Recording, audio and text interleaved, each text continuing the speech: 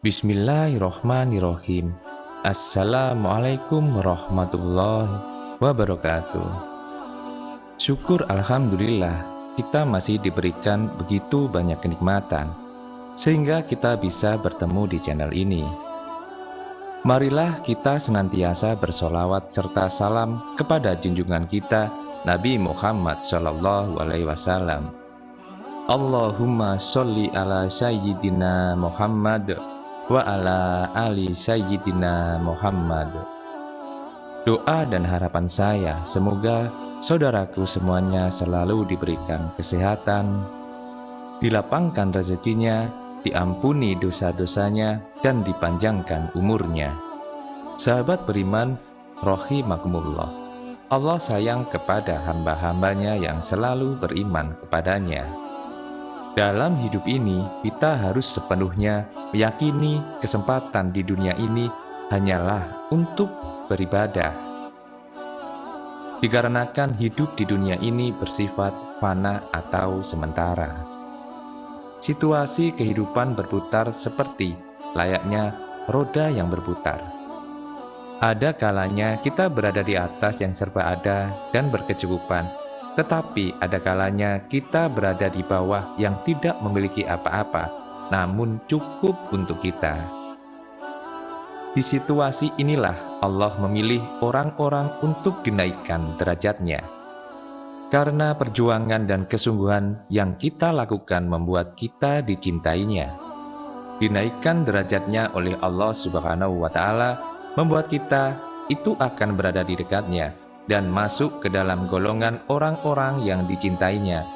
Hal ini menghasilkan kebahagiaan, ketenangan, kedamaian, dan ketentraman dunia maupun akhirat yang digenggam oleh kita. Lalu apa saja tanda Allah akan menaikkan derajat seseorang? Pertama, dihadapkan dengan berbagai masalah. Di saat Allah akan menaikkan derajat hambanya, Allah akan menghadapkan kita dengan berbagai masalah yang akan membuat kita lebih bersabar dan bersyukur akan masalah yang sedang kita hadapi. Allah itu memberikan kesulitan kepada hambanya, namun tidak melebihi batas kemampuan hambanya.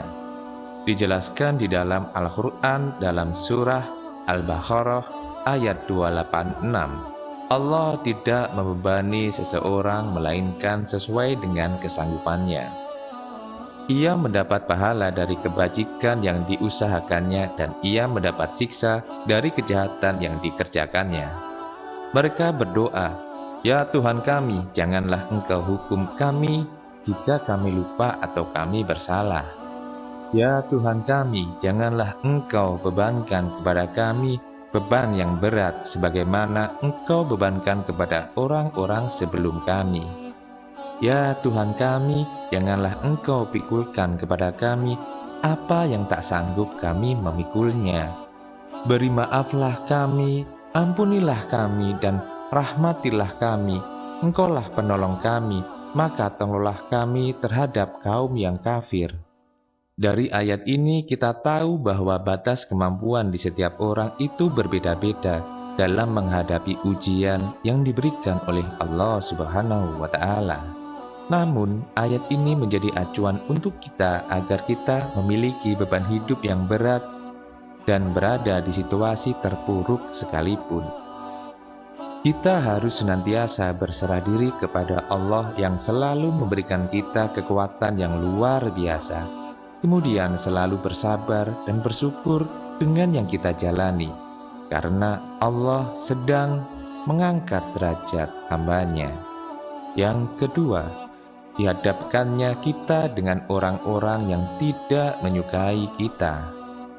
Pada fase ini, kita diuji kembali dengan orang-orang yang tidak menyukai kita, hingga kita seakan berada di titik paling lemah, di mana kita sedang berusaha menjadi seseorang yang lebih baik lagi dari sebelumnya. Pasti banyak sekali orang-orang yang akan menzalimi kita hingga melukai kita. Ini adalah ujian yang sangat berat dikarenakan kita juga hidup berdampingan dengan banyak orang. Situasi ini yang membuat kita harus lebih memahami keadaan dan situasi yang sedang kita hadapi, dan lebih melindungi diri agar tidak membenci orang lain, namun mendoakan yang terbaik untuk orang yang menzalimi kita. Ketika kita sudah berusaha, kita juga harus selalu ingat bahwa semua hal ini terjadi dikarenakan kehendak Allah Subhanahu wa Ta'ala yang sedang perhatian kepada kita.